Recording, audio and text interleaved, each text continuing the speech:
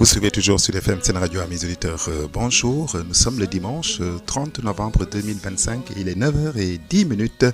C'est l'heure de votre émission catholique du dimanche, Parole de vie et d'espérance.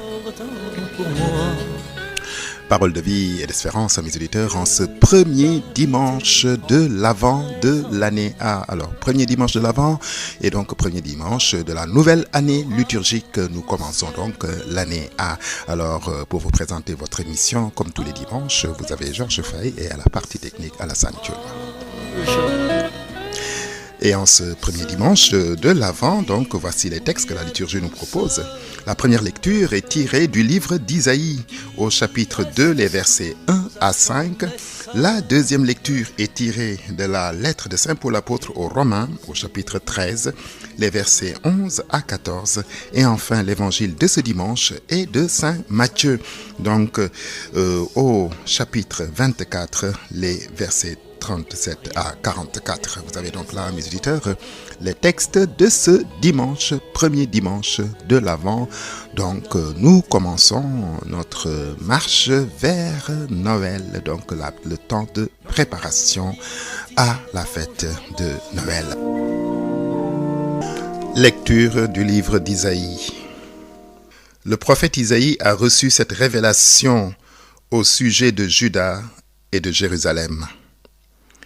Il arrivera dans l'avenir que la montagne du peuple, du temple du Seigneur, sera placée à la tête des montagnes et dominera les collines. Toutes les nations afflueront vers elle. Des peuples nombreux se mettront en marche et ils diront : venez, montons à la montagne du Seigneur, au temple du Dieu de Jacob. Il nous enseignera ses chemins et nous suivrons ses sentiers.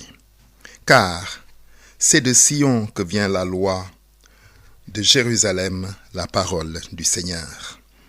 Il sera le juge des nations, l'arbitre de la multitude des peuples. De leurs épées, ils forgeront des socs de charrues, et de leurs lances des faucilles. On ne lèvera plus l'épée nation contre nation. On ne s'entraînera plus pour la guerre. Venez, famille de Jacob, marchons à la lumière du Seigneur.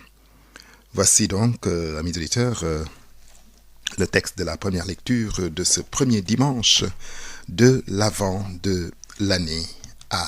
Une année que nous débutons et donc pour laquelle l'évangéliste Matthieu sera, j'allais dire,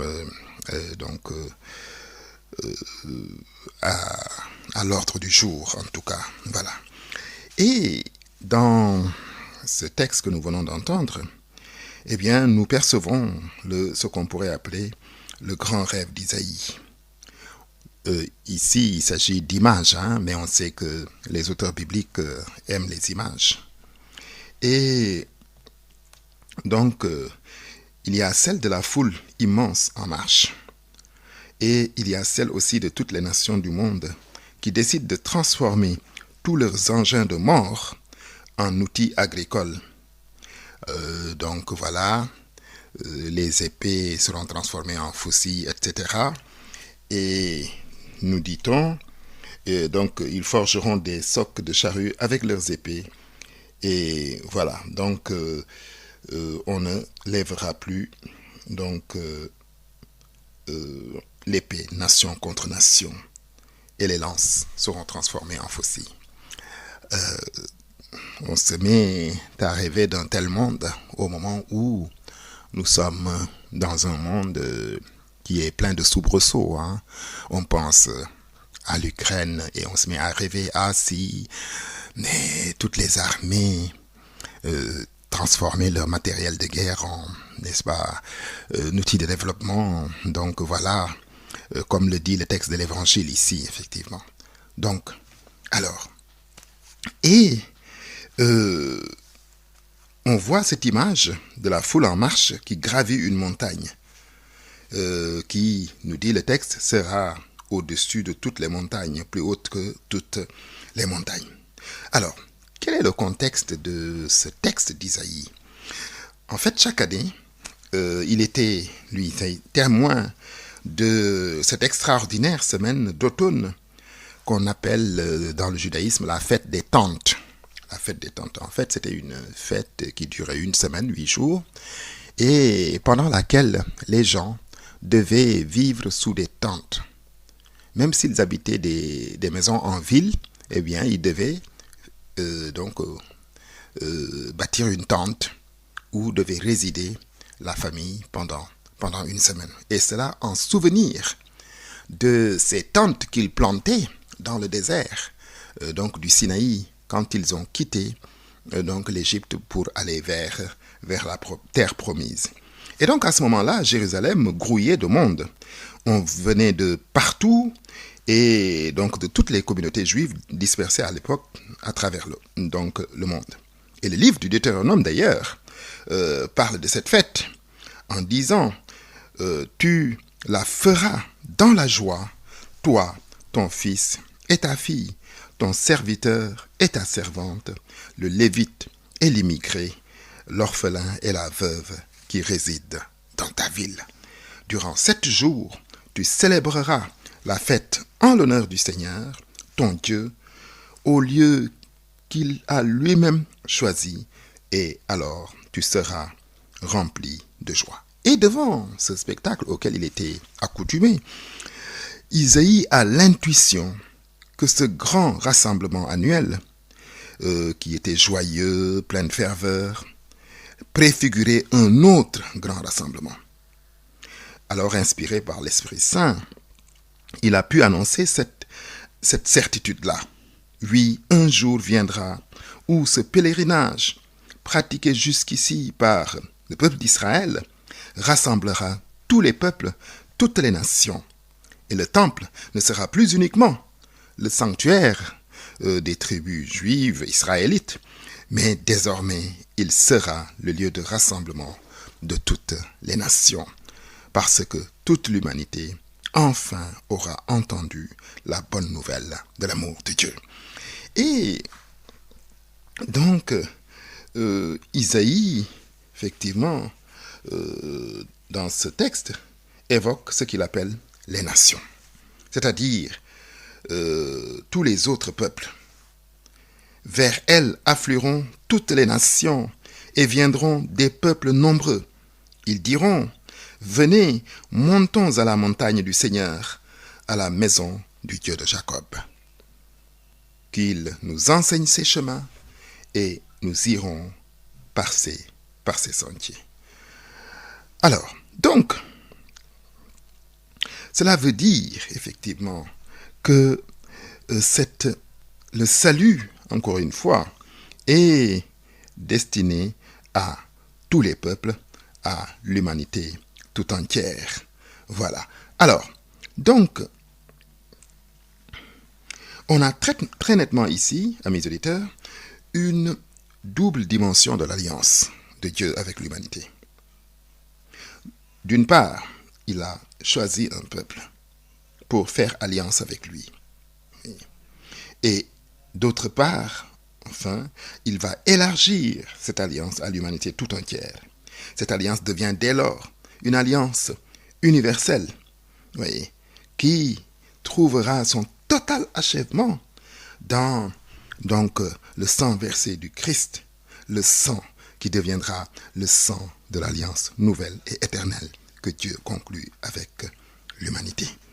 Donc, ce texte, effectivement, mes auditeurs, de Isaïe, préfigure, cet accomplissement total de l'alliance de Dieu avec l'humanité, cette alliance éternelle conclue, n'est-ce pas, en la personne et dans le sang de notre Seigneur Jésus-Christ. Alors, amis auditeurs, je rappelle que vous suivez Parole de vie et d'espérance en ce premier dimanche de l'Avent de l'année A. Évangile de Jésus-Christ selon saint Matthieu. Jésus parlait à ses disciples de sa venue. L'avènement du Fils de l'homme ressemblera à ce qui s'est passé au temps de Noé. À cette époque, avant le déluge, on mangeait on buvait, on se mariait jusqu'au jour où Noé entra dans l'arche. Les gens ne se sont doutés de rien jusqu'au déluge qui les a tous emportés. Tel sera l'avènement du Fils de l'homme. 2 hommes seront au champ, l'un est pris, l'autre laissé. 2 femmes seront au moulin, l'une est prise, l'autre laissée. Veillez donc, car vous ne connaissez pas le jour où votre Seigneur viendra. Vous le savez bien, si le maître de maison avait su à quelle heure de la nuit le voleur viendrait, il aurait veillé et il n'aurait pas laissé percer le mur de sa maison. Tenez-vous donc prêts, vous aussi. C'est à l'heure où vous n'y penserez pas que le Fils de l'homme viendra. Voilà donc, amis auditeurs, la page d'évangile de ce premier dimanche de l'Avent de l'année A. Il s'agit de l'évangile donc de Saint Matthieu. Et ici, Jésus parle de sa venue. C'est pas une première dans les évangiles. Jésus a souvent parlé de sa venue. Et ce texte pourrait donc peut-être un peu nous faire peur. Voilà. Mais en fait, il doit nous éclairer. On dit de ce genre de récits ou d'écrits qu'ils sont apocalyptiques. Ce qui veut dire littéralement, en fait, qu'ils lèvent un coin du voile. Ils dévoilent la réalité. Et la réalité, la seule qui compte en fait, c'est pour nous la venue du Christ. Vous avez certainement remarqué le vocabulaire de la venue. Les verbes venir, le mot venu, avènement. Voilà, toujours à propos du Christ. Et l'évangéliste Marc nous dit que Jésus parlait de sa venue. Mais il est là, puisqu'il parle. Donc sa venue, c'est sa venue à la fin des temps. Et il le dit, l'avènement du Fils de l'homme ressemblera à ce qui s'est passé à l'époque de Noé. Et nous pourrions dire, amis auditeurs, que notre époque ressemble bien à ce qui s'est passé, n'est-ce pas, au temps de Noé. Jésus ajoute, à cette époque, avant le déluge, on mangeait, on buvait, on se mariait jusqu'au jour où Noé entra dans l'arche. Tout le monde voyait Noé fabriquer son navire. Personne ne prêtait attention. On s'amusait, on jouait, on faisait la fête, on buvait, on se mariait. Jusqu'au jour même où Noé entre dans l'arche. Personne ne s'est dit, mais pourquoi il entre dans l'arche avec sa famille et des animaux par paire? Mais non, c'était l'insouciance totale. Et nous vivons dans un monde où, effectivement, on ne pense qu'à ça. À manger, à consommer. Nous sommes dans un monde de consommation à outrance. Pour cela, nous ravageons la nature. Nous polluons. Nous, donc, exterminons les espèces. Et nous venons de le voir avec la dernière COP qui s'est tenue à Belém, au Brésil. Et on voit qu'on va droit dans le mur, mais personne ne fait rien. Il n'y a pas de volonté politique. Il n'y a pas de volonté politique. Et aussi, nous voyons ces grands groupes, n'est-ce pas, qui font du lobbying et de la pression pour que rien n'avance. Parce qu'ils sont toujours, n'est-ce pas, omnibulés par leur sens de l'accaparement et du profit. Mais bizarrement, amis auditeurs, nous sommes comme au temps de Noé. Là. Et comme il le dit, le retour du Christ, ce sera comme l'arrivée d'un voleur dans la nuit. Un voleur, quand il vient voler dans une maison, mais il n'avertit pas qu'il viendra à tel jour et à telle heure. Il attend le moment où, croit-il, les gens sont endormis. Et l'avènement du Fils de l'homme, ce sera de la même manière. Alors, puisque le maître de maison ne sait pas quand le voleur va venir, et il sait qu'il y a des voleurs dans le coin ou dans le quartier, mais il va être vigilant. Souvent, il va veiller. Et c'est pour cela, amis auditeurs, que nous avons entendu au début de notre émission, veillez et priez, c'est ce que disait la première chanson. Alors, donc, comme il en fut au temps de Noé, ainsi en sera-t-il lors de la venue du Fils de l'homme. Telle sera aussi la venue du Fils de l'homme. Vous ne savez pas quel jour votre Seigneur vient. C'est à l'heure où vous n'y penserez pas que le Fils de l'homme viendra. Ce qui veut bien dire que le centre de ce passage, c'est l'annonce, n'est-ce pas, que Jésus-Christ viendra. Alors,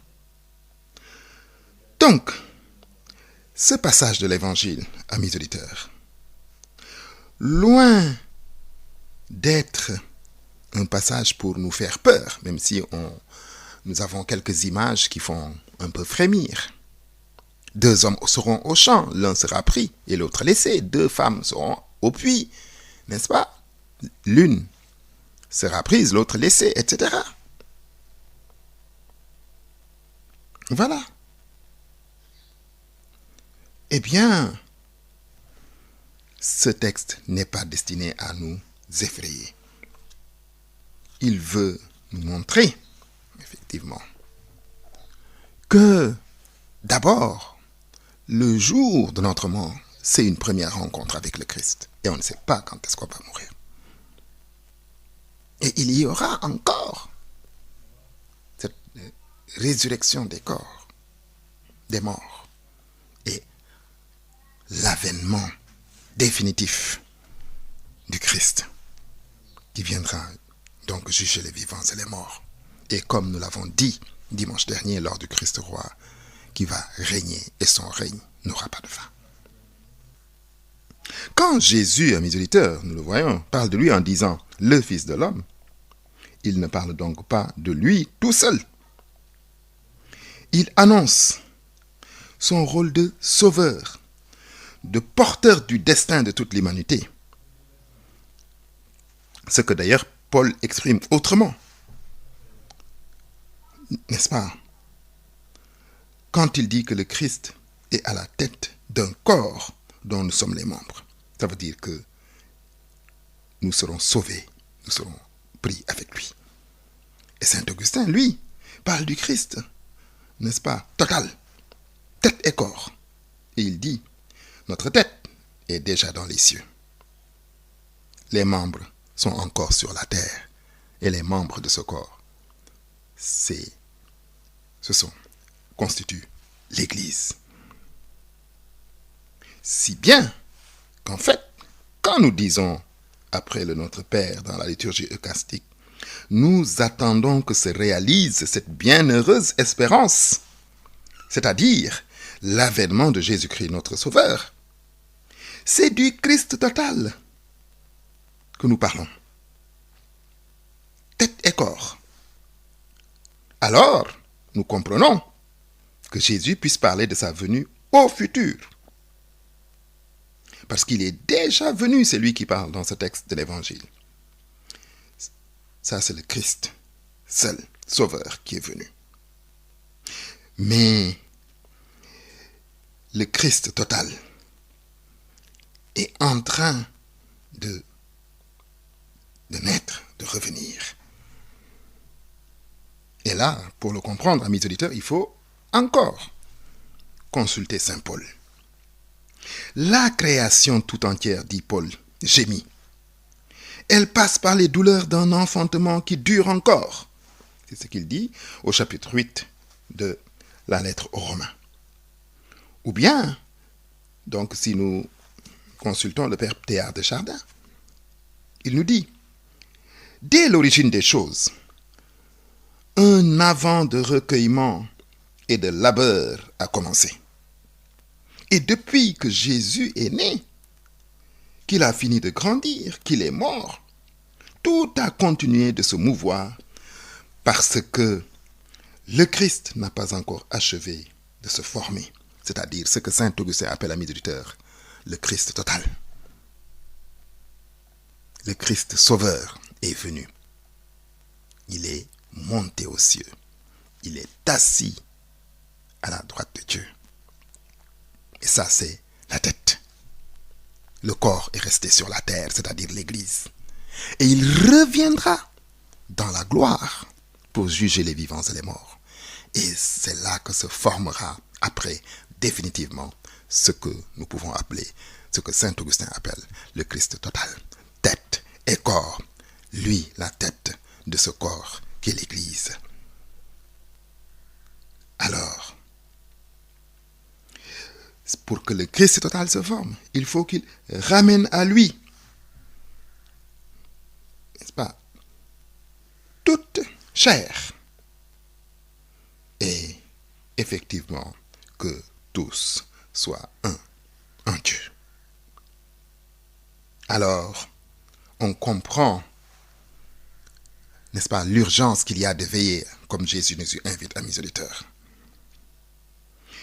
Et nous devons pouvoir l'entendre dans le sens de veiller sur ce grand projet de Dieu. Veiller, c'est veiller sur ce grand projet de Dieu. Et donc de consacrer nos vies à faire avancer ce projet de Dieu, ce royaume de Dieu qui est déjà là, mais pas encore achevé. Alors, amis auditeurs, donc, vous continuez de suivre votre émission Parole de vie et d'espérance en ce premier dimanche de l'Avent. Lecture de la lettre de saint Paul apôtre aux Romains. Frères, vous le savez, c'est le moment. L'heure est venue de sortir de votre sommeil. Car le salut est plus près de nous maintenant qu'à l'époque où nous sommes devenus croyants. La nuit est bientôt finie, le jour est tout proche. Rejetons les activités des ténèbres, revêtons-nous pour le combat de la lumière. Conduisons-nous honnêtement, comme on le fait en plein jour, sans ripaille, ni beuverie, sans orgie, ni débauche, sans dispute, ni jalousie, mais revêtez le Seigneur Jésus-Christ. Voilà donc, amis auditeurs, le passage de la lettre de saint Paul aux Romains que la liturgie nous propose en ce premier dimanche de l'Avent. Et on voit là, amis auditeurs, ce que Paul appelle le dessein bienveillant de Dieu. Et ici, nous voyons que, d'après Paul, ce dessein bienveillant de Dieu regroupait toutes les nations, tous les hommes, n'est-ce pas? Eh bien, dans sa gloire, eh bien, ce dessein bienveillant de Dieu progresse. Le salut est plus près de nous, dit Paul, maintenant qu'à l'époque où nous sommes devenus chrétiens ou croyants. Eh bien, cette phrase est encore vraie, amis auditeurs. Et l'un des articles de notre foi, c'est que l'histoire n'est pas un perpétuel recommencement. Nous ne sommes pas dans un temps cyclique, mais au contraire, que le projet de Dieu avance irrésistiblement. On n'a pas cette impression, amis auditeurs, quand on voit effectivement tous les fléaux qui ravagent notre monde, toutes ces guerres, ces tensions, ces conflits, ces famines, etc. N'est-ce pas? Ces déplacements de population, comme au Soudan, comme chez les Rohingyas là-bas en Birmanie ou ailleurs. Vous voyez? Eh bien, on se dit que mais non, comment ce projet de Dieu avance-t-il? Il est bloqué, il n'avance pas. Mais non, voilà, le règne de Dieu progresse irrésistiblement. Parce que mais ce que Dieu veut et ce que Dieu a décidé s'accomplit forcément. Voilà. Pour l'instant, effectivement, nous ne voyons qu'un côté des choses, comme nous le disait Paul. Mais effectivement, lorsque le Christ viendra, eh bien, nous le verrons tel qu'il est, parce que nous serons semblables à lui, parce que nous le verrons tel qu'il est. Il viendra pour mettre un point final, un point d'orgue à, n'est-ce pas, ce règne de Dieu, qui est déjà là, mais pas encore achevé. Aujourd'hui, ces victoires, entre guillemets, du mal, sont des victoires provisoires. Mais la grande victoire, n'est-ce pas, celle d'un monde d'amour et de paix, c'est celle qui, n'est-ce pas, aura le dernier mot, parce que c'est cela la volonté de Dieu, amis auditeurs. Ce dessein bienveillant de Dieu a en réalité besoin de nous, de notre collaboration. Voilà, nous qui avons la chance de connaître ce projet de Dieu, nous ne pouvons pas courir le risque de retarder le projet de Dieu. Voilà pourquoi Paul nous dit, ne vivons plus en fils des ténèbres, mais vivons en fils de lumière. À chaque fois que nous faisons le mal, eh bien, que les hommes font le mal, ils retardent ce projet bienveillant de Dieu. Voilà pourquoi Paul nous dit, conduisons-nous honnêtement, comme on le fait en plein jour, sans ripaille ni beuverie, sans orgie, ni débauche, ni dispute, ni jalousie. Mais il nous invite à revêtir le Seigneur Jésus-Christ, notre Seigneur. Alors, amis auditeurs, votre émission se poursuit toujours et il ne nous reste plus beaucoup de temps. Ainsi donc, amis auditeurs, au 8e siècle avant notre ère, Isaïe voyait venir le temps où les armes seraient transformées en instruments agricoles et aratoires. Mais comment se fier à une telle annonce quand sous nos yeux, des millions d'hommes, de femmes et d'enfants meurent de faim, alors que pour les sauver, il suffirait de renoncer à certains de nos armements. Quant à Jérusalem, dont le nom signifie « cité de la paix », qu'en est-il? Eh bien, nous voyons toujours que c'est une ville sous tension, une ville donc objet de toutes les tensions. Hommes de leur temps, les prophètes portent un regard lucide sur la situation du monde dans lequel ils sont plongés. Mais hommes d'espérance, ils pressentent l'avenir au-delà de l'horizon et leurs paroles ne trompent pas. Oui, le jour qu'ils annoncent lèvera. Après eux, Jésus en renouvelle l'assurance solennelle. Voilà pourquoi, loin de se laisser aller à l'insouciance et au sommeil, il est urgent de se réveiller, de s'équiper pour le combat décisif de chaque homme contre les puissances des ténèbres, en revêtant le Seigneur Jésus. Nous ne disposons que peu de temps pour nous préparer à accueillir l'avènement promis du Fils de l'homme. L'espérance chrétienne est aussi éloignée du fatalisme désabusé qui n'attend rien de bon de l'avenir. Mais nous, notre attente est une attente pleine d'espérance et de confiance. Nous attendons la venue du jour du Seigneur. Et voilà pourquoi ce temps de l'Avent nous invite à veiller et à prier. Ainsi donc, amis auditeurs, c'est bien fini. C'était votre émission catholique du dimanche sur Sud FM Sen Radio, Parole de vie et d'espérance, avec à la présentation Georges Faye et à la partie technique notre ami Alassane Dioune. Merci pour votre aimable écoute et à bientôt sur cette même antenne.